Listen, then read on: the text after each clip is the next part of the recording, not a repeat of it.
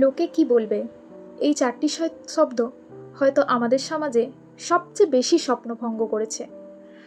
লোকে কি বলবে বলে কেউ সন্তানের কান্নাকে দুর্বলতা বলেছে, কেউ ছেলেকে কাঁদতে দেননি, কেউ মেয়েকে নিজের ইচ্ছা মতো বাঁচতে দেয়নি, কেউ সন্তানের কথা না শুনে লোকের কথা শুনেছে।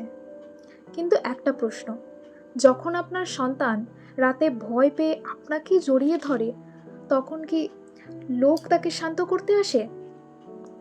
যখন সে পরীক্ষায় খারাপ নাম্বার পেয়ে ভেঙে পড়ে, তখন কি লোক এসে তাকে সাহস দেয়?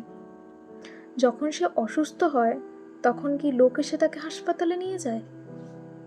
না, সেই মানুষটা থাকেন বাবা আর একজন মা। তাহলে সন্তানের ভবিষ্যতের সিদ্ধান্ত কেন নেবে লোক? নতুন প্রজন্মের বাবা মায়েরা আজ একটা সাহসী সিদ্ধান্ত নিচ্ছেন।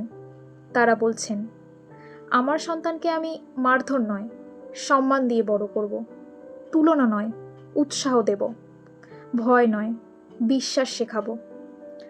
লোক কি বলবে নয়, আমার সন্তানের জন্য ভালো কি সেটাই আগে ভাববো। হয়তো সবাই বুঝবে না, হয়তো সমালোচনা হবে, হয়তো বলবে আমাদের সময় এসব ছিল না। কিন্তু মনে রাখবেন, আপনার সন্তান বড় হয়ে সমাজের কথা মনে রাখবে না, সে মনে রাখবে ছোটবেলায় তার পাশে কে দাঁড়িয়েছিল।